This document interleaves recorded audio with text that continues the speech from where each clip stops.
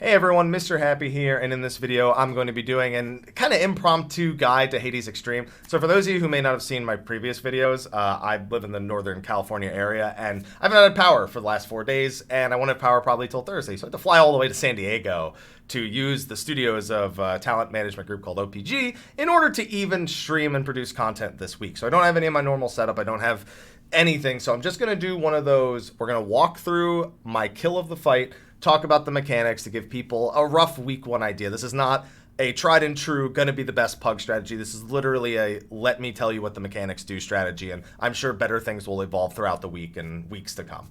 So Hades Extreme, this is the new Extreme trial for patch 5.1, and while it is a very long fight as they said it would be, it's also something that if you have any sort of previous experience rating, you probably won't have too many issues with it. It's very worth the fact that you actually get 2 totems per kill on Hades instead of 1 like you do with the normal EX trials. And before we get started, also he drops item level 465 weapons, a mount, crafting materials for a barding or a housing item, as well as a triple triad card. You know, all the standard stuff for an EX Primal.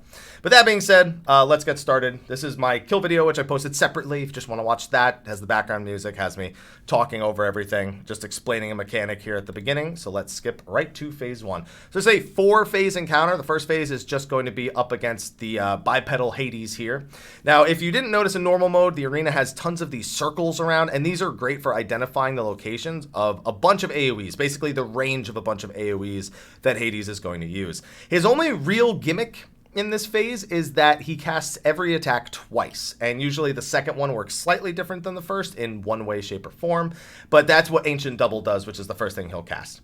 So with that, the first actual ability he'll do that deals damage is Shadow Spread. Now this will do a conal AoE in the direction of every player, as you can see right here, and so you don't want to have 2 players stacked up on top of each other. You can lay down a 1 marker, do it like Titania if you've done that primal before, and it should go just as easily. However, you also need to move out of wherever you got hit the first time and wherever it was safe the first time, because he will fire another one in that same exact direction again. If you have quick heals and a lot of mitigation, second one's survivable, but don't, because you can just move out of it and take no damage the second time anyway. So next mechanic is going to be Bad Faith. This is same as normal, where the areas, you can see he's made these 2 walls and there's spikes coming out of the wall. When Bad Faith finishes casting, the spikes, the direction they're facing, will fire off and hit 2 quadrants of the map with an AoE. On Extreme, because of the double mechanic, he then doubles it and he hits the previously safe area with those spikes as well. So pretty simple. Get behind the spikes on either side after they go off, then move into where they had just hit in order to not be hit by the second set. Really basic stuff. Right after that is a 2-hit tank buster, Ravenous Assault. The first hit will give a magic vuln. So we just had the tank swap during this. Our off tank provoked during the cast bar, took aggro, and it does have an AoE around it, so make sure the tanks aren't stacked. Now, Arcane Utterance can be one of 2 mechanics here. It will either be a ton of balls that will explode, and there will be 1 safe section on the map, or it'll be a bunch of, I guess, panels that will fire giant line AoEs, and there will also be a safe spot, but it'll be a little bit different. In this kill video, you can see we got the panels. Now, you can see there's a bunch of them around the outside, and then the section over by A is kind of wide open, but the one in the middle, which you could barely see under the boss, is actually facing in that direction. Easiest way to do this, look at the direction the panel in the middle is facing and just go to the opposite wall. So you can see it's facing towards that open side on the right. We literally just go to the opposite wall right behind it. It's never going to be, so you can see we have these markers down. It's never once been on one of those. It's always going to be on kind of these arches that are safe in between. But we'll see the orb version of that later, because whichever mechanic he does first, he's going to do the opposite one that I mentioned second. So now after this mechanic, he's going to do the orbs. Now this mechanic is exactly the same as normal mode. Platforms fall from above you, and when they hit the ground level, they explode in an AoE. Again, use those markers on the actual ground to tell how big the AoEs are. It's a great way for telling if you're safe from them. We kind of just YOLO'd it. We started by trying to like go to where the first one dropped and then hang there until it dropped there again and then moved out and then moved back in. And we still do kind of do that. But we also just realized they're really easy to dodge. Like, it's not something you really should wing for uptime's sake. You definitely want to make sure you're kind of all on the same page, like I mentioned with the first strategy, but it is also a super easy mechanic, so it shouldn't be Too bad. Now this is the orb one. You can see there's orbs all around the arena, and we just need to get to this section over here in order to be safe from all of them. Bam. There is also an explosion in the center in case you're wondering why we didn't try to go there. But yeah, we just hide in this little safe section where there was no orb. Simple as that. And with that, so we've basically seen the entire first phase. Hades will transition once he gets under about 10%. If you get under 10%, you can skip mechanics. We've skipped this shadow spread we're about to get here, but he's on repeat at this point. He's going to do the same exact order: shadow spread, bad faith, tank busters, and then another utterance, and then another one of the falling platforms, and then he'll enrage. It takes him about 2.5 minutes to enrage. If you don't get him below 10% in the 2.5 minutes, then he'll go untargetable and just wipe the group. So that's your first DPS check, and pretty much every phase has one of these mini DPS checks with Hades Extreme.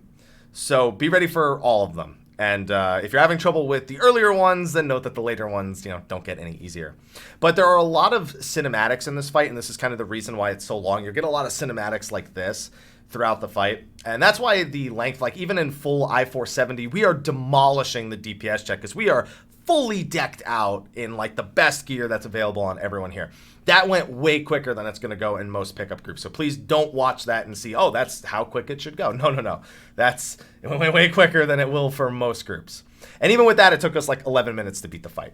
So now we go into what I like to call Ascian Ultimate. So we get to fight Nabrialis, La Habrea, Igiorm, and Ascian Prime in a remixed version of a remixed phase of their previous encounters. And luckily, if you remember pieces of their previous encounters, it does kind of help you with this phase right here. Now, the first one is going to be Nabrialis. So your goal here is to bring Nabrialis' health as low as possible before Quake 3 finishes casting. The more health he has when it casts, the more damage it'll do. We found that like 20 to 25% was a safe enough range with some mitigation, but you can get them all the way down to 0.1%, and it'll do almost nothing. Now, the big thing that I've seen confusing people here is what's actually happening in this phase, because it's very fast-paced and it's very chaotic. So the comets that are going to be coming down each need to be handled by a tank. So we have each tank take the north and south position and then rotate clockwise and grab each of the comets with cooldowns up as they go. Now, on top of that, all 4 DPS will get a tether from each of these Ascians in the middle of the room, and they will tether them. And this will fire a conal damaging attack in the direction of the tether and the tethered player. And that will give you magic vulnerability up. So if you get hit by 2 of these, you're most likely going to die, although you can survive with some mitigation. And if a tank gets hit by this, they're going to die from a comet. So you need to make sure you're facing it away from the group and you're facing it away from the tanks. Now, for some of these, it's pretty easy. For me, as you can see, the tanks are just over there doing their own thing. I'm just going to literally face it towards the outside of the room and I'll be done. However, everyone else has to look for the other meteor markers and make sure they're not going to hit a tank. The tether hits at about the time the second comet hits. So if you generally want to aim it either towards where the first comet hit or the third comet hit. So you can see right there on my left, the first comet that just exploded. If I had to aim this in any direction, I would aim it over there. And the person immediately to my clockwise position could aim it there, or they could aim it towards the third one. The person who was right next to me aimed it towards the third one, but just try to keep it aimed away from the tanks is all that really matters. I'm sure there's going to be some like super easy, always right position that comes out, sometime after this video does. So keep an eye out for if anyone comes up with one of those. Now, after the tanks are done with all of the comets, by the way, if the tank fails grabbing a comet, it's going to pretty much kill everyone. It does like 140k damage to everyone in the party other than the tank if the tank misses one. So now there's going to be 2 damage markers, 1 on each of the tanks. They just need to get away from the group. And there's going to be 2 split damage markers, 1 on each healer. It's best to make kind of like light party groups, 1 tank, 1 healer, and 2 DPS to handle a lot of the mechanics in Hades Extreme, especially from this point on. So we assigned a healer, 2 DPS, and a tank, and they went to one side, and the other group went to the other side. In this case, the tank stayed separated, though. Now, I have no doubt that you can actually make a square or like a diamond formation around Nabrialis so that the tanks can maintain uptime here. You can see our tank ran all the way out there, but I have no doubt you can definitely make this safe for everyone to be in max melee range of the boss and still able to hit them. It just takes a little bit of finagling. So this is what it would look like if you were just kind of winging it like we were, though. 2 different stack markers, the tanks off doing their own thing, and making sure that we don't overlap any of the AoEs and kill anybody. And then we just have to kill them off for Quake 3, and you can see at 0.1%, it did like 9,000 damage without any shields. So nothing much. And we had Sacred Soil and Temperance, but wasn't much. Now we get to La Habrea and Igeyorm. Now, for the first little bit, they are going to start by casting Fire Sphere and Blizzard Sphere. And they're both completely vulnerable during this cast. However, after they cast the AoE there, it does a bunch of damage to make sure to mitigate it, but it'll also mark people with either a Firebrand debuff or an Icebrand debuff. And if you have a Firebrand, you can only attack Igeyorm. If you have an Icebrand, you can only attack La Habrea. Another easy way to check is the color of your debuff versus the color of the orbs that are surrounding them. If you have the red debuff, you have to hit Igeyorm, who has the ice spheres around her, and vice versa for the other ones. There's a few different tells that will help. Also, if you're not hitting them for any damage. If they says invulnerable, you know you're attacking the wrong one. Now, the tanks need to keep Igeyorm and La Habrea separated, otherwise they will deal a ton more damage and take vastly reduced damage. So we move them slightly to the east and the west from when they spawn respectively. Make sure you assign a tank to each of them. And also keep in mind that, which debuff each tank has. You got to make sure that they don't have the wrong ones. So one thing that we actually found seemed to be fairly consistent. No, it didn't really look like it worked there. We tried to see if there was ways to bait people getting specific debuffs, like you could in the final fight in Omega, where they actually did something similar, where they marked half the party and you can only attack the other one. I found often that when I was standing near La Habrea, I ended up being able to attack Igeyorm and vice versa. I don't know if that's a deliberately baitable thing, because it looked like the tank who's on Igeyorm stood next to Igeyorm and got the debuff. So just if somebody finds a pattern, great. For now, though, keep an open mind of which one you're actually able to target as a tank, and be able to pick them up very, very quickly. It's a pretty tight timing window before they're able to start moving again. Now, once you've got them separated, everyone has either a Firebrand or an Icebrand. There's going to be 4 Ascians that spawn, and they are going to either fire an Ice AoE or a Fire AoE at a targeted player. By stepping between a player and the Ascian, you can pick up the tether, like I did right there, and make it so you get hit by them instead. Now, we did have a tank invuln these one time, but we found that, keeping them separated and also trying to have a tank in the center of the room, it was actually kind of okay. I have a feeling that'll probably be what ends up being the go-to for this eventually, is you have a tank in the center, and the other tank brings the other boss closer to the edge of the room, and you just filter all the tethers onto the tank and they invuln it. But if you want to try not doing it any other way, then person with the fire debuff can take an ice tether, and people with the ice debuff can take a fire tether. You do not need to have everybody hit by these, so 4 of us took the hits from the orbs and from the tethers, and the other 4 people just didn't do anything. You kind of see that in practice right here. I have the fire debuff. I just let everybody else deal with it. And it is an AoE, so just keep in mind if there's anyone near you and they have the wrong brand, they're going to die. It's going to hurt real bad. Right after that is another room-wide AoE, so mitigation, quick heals, quick shields. And then anytime they do Fire Sphere, Blizzard Sphere, you have to swap targets. So now I have to DPS La Habrea because I have the Ice brand. I will say that and also, big thing there is tank swaps. As soon as that second Fire Sphere and Blizzard Sphere is coming out, then you have to be very, very quick on the tank swaps. I'm trying to see if I can see a timing. It looks like, yeah, they're getting ready to tank swap right here as it is. So they were ready to go because, again, they move real quick. But looks like they don't provoke. They didn't, at least I'm watching what my tanks are doing. They didn't provoke till after the swap had already happened. I guess just trying to play it safe in case they swapped aggro and then something went wrong and they didn't have provoke.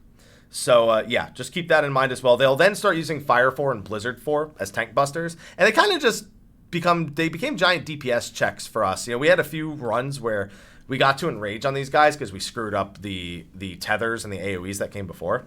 And they didn't really do much. They just auto-attacked really hard and did the Fire 4 and Blizzard 4 tank busters occasionally. They didn't really do much after this. There is still a DPS check on all of these individual phases, though, and if you don't meet it, you're going to die.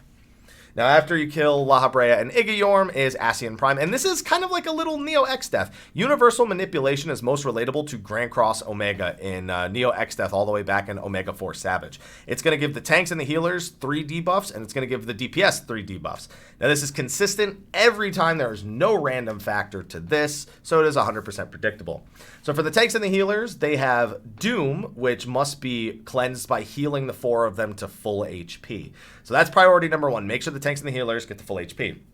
The tanks and the healers also have these donut AoEs that will obviously hit anyone who's not inside of them. So we actually need those for another mechanic, though, that the DPS actually have. The final debuff that the tanks and the healers have is Petrification, which is a sight-based AoE, so you have to look away from the tanks and the healers. They have to look away from each other, and also the DPS have to look away from them. So now we get to the DPS debuffs. Beyond Death means you have to take a fatal attack, which we're going to use these donuts for. Forked Lightning means that you have to stay away from everybody, so the 4 DPS need to not stand next to anybody else. And then also Off Balance makes it so you get knocked back from taking damage. So at any instance of taking damage will knock you back. You cannot use Arm's Length or Surecast on this. So what we did is we had two healers and a tank go to the north side of the room, and we had 1 tank come with the DPS to the south side of the room. You can see this right here. Now, on top of that, all 4 of the DPS need to stand in just one of the donut AoEs. This is also going to knock them back because of Off Balance, so don't forget. So you can see that when it goes off, that kills us and triggers Beyond Death. It sends us down to 1 HP, which makes it so that we don't die to Beyond Death, which will kill us. Then we also have to make sure to look east and west right here while making sure to not stay stacked for Forked Lightning. So you can see that, like, I'm over here with Forked Lightning, and then all 4 of us are separated. So we sent 2 people east and 2 people west with the knockback from the donut AoE. And then we just spread over there. So if you could just set locations, melee should actually be able to get in melee range here as long as they can make sure they don't accidentally get petrified. And that should be fine. He even walked out just to make sure that the tanks who are walking in didn't get hit, or any of the other melee didn't get hit. But after all that, all your debuffs will be gone. Off Balance, Forked Lightning, it'll all be gone. And then you have this cast of Blight, which does do pretty high damage and puts a dot. So everyone needs to get to the center, and those 4 DPS are going to be at critical health. Need to have some healing saved for them. Even basic stuff like Curing Waltz or Second Winds, don't forget them because they are very useful. At this point, there's not really too much left to Ascian Prime. Height of Chaos is a tank buster. Megiddo Flame is 2 split damage markers, 1 on each of the healers. So again, those groups of 4 and 4 that we mentioned earlier, make sure to assign those at the start. And you can see you're fine. If you get hit by 2, you're dead. So definitely make sure that doesn't happen. And then Shadow Flare is room-wide damage. Now, there are some other things that happen there. We kill them a lot quicker than that phase can normally go. After that Shadow Flare, he'll actually do these AoEs that target 2 random players and just follow them for a little bit. It's super easy to avoid. And then after that is more Shadow Flares, and then he eventually enrages. So not a whole lot going on after that, but just got to beat the DPS check. Now, at this point, with our DPS, we're about 5.5 minutes into the fight. And that's it for the ad phase. After a very long intermission, which looks like it's going to take about 40 to 45 seconds because this last part here takes forever, you're going to start phase 3. Now, there are no checkpoints in Extreme for Hades, so you got to do this all in one run. But you're only like 6.5, 7 minutes into the fight for most pug groups at this point, so it's not that bad. So this phase is pretty quick. Again, the Majestic is going to replay the Comet mechanic, which the 2 tanks need to deal with again. Again, 1 north, 1 south, rotate clockwise, cooldown for each of them, and make sure they have plenty of heals here. Now, on top of that, one of the healers is going to get targeted by an attack from normal mode called Captivity. This will trap the targeted player and anyone else hit by the AoE. And it will entrap them here inside of this ethereal jail. So the more people who are trapped, the harder it is to break whoever's in this jail out of it. You can also see the tanks are actually in melee range of the jail while doing their comets. So keep that in mind for DPS as well. And there's only 1 healer available at this point. So just make sure that healer, we kind of send them off to like the east or the west, away from where the tanks are going to be with their comets, and away from where the rest of the party should be as well. So that leaves plenty of room open for us to just, stay in the middle, keep DPSing the boss, and then kill the jail when it pops up. Pretty simple stuff. Just make sure your tanks don't miss those comets because it will kill everyone. Then we have, again, the Martyr. Now, this looks terrible to organize, but it's actually really easy. All 4 of the DPS have an Ice Puddle. and the 2 healers have a split damage marker. Now, luckily, the split damage marker isn't very strong. It hits okay. You definitely want to mitigate all of this damage with like a sucker and any sort of shields you can have. But the ice, you want to assign each DPS. So you put down a 1 marker, and you can assign each DPS to one of the 4 corners of the 1 marker. And they need to stand on that marker in the center of the room and then be knocked back away from the rest of the group, which is going to be coming here in a second. So the 1 marker, I think actually we can even go back to the start here, and I think I put one down somewhere near the beginning here. Nah, I just gotten rid of it. Oh man, wish I had included that part. But yeah, we basically just use a 1 marker. There you go. And we assign people each section. So 1 DPS gets northeast, 1 northwest, 1 southwest, 1 southeast. And then we have a healer and a tank on the east side of it, and a healer and a tank on the west side of it. And I'm sure there's other ways you could do this so you can keep everyone with 100% uptime. That's just kind of the basic, easy to see way to do it without considering DPS uptime. And then after everyone gets their markers, you just kind of huddle around the 1 marker like you were seeing us do, and then you'll get knocked back and everything will go fine. I actually screw this up and we still survive because we have so much mitigation. We have like a divine veil and like a crit sucker, and I actually survive a double stack ice here because I was standing in the wrong spot. So you can see we get knocked back. Bam. We were also a little bit too close to the people who were east and west, so we actually clipped one of the stat groups with an ice marker there too. So it could be done better, but you have the general gist of the idea of being knocked back. Now for the next one, this is the last, I guess, again mechanic, again the Abyssal Celebrant. So for this you need 1 healer, 1 tank, and 1 DPS splitting damage over on each side. And we like to use these inside sections here because there's another mechanic going on in the back of the room that's kind of hard to see. But with this, this group of 3 is going to be getting a constant pulse of AoE damage. That is definitely not something they want to be dealing with, but they have no choice. So you can see, bam, we get a laser fired at us. You get another laser fired at us. I forget how many of these we get. It looks like it just, and every time it actually gives magic vuln. So we get hit by 3 of those. So each of the 2 groups of 3 is going to get hit by 3 of those split damage AoEs. Now you notice there's also a ton of puddles in the back of the room though. So we had, after several runs, we found consistently that 2 DPS were being targeted by a different AoE marker, and that AoE marker fires a large circle at them that leaves behind a giant puddle. Now this puddle apparently only does a bleed effect, so it actually doesn't hit that hard from what I've come to understand. So you can actually almost survive like stacking them on top of each other and just like barely moving them up. But they go to the back of the room, and every time they drop a puddle, they kind of move up, which is why you see towards the end of that phase, the puddle person is like really close to having dropped the puddles, like really close to the group. So you could see there was their last puddle hitting right there, and it's 3 for pretty much everything there. Everything hits 3 times.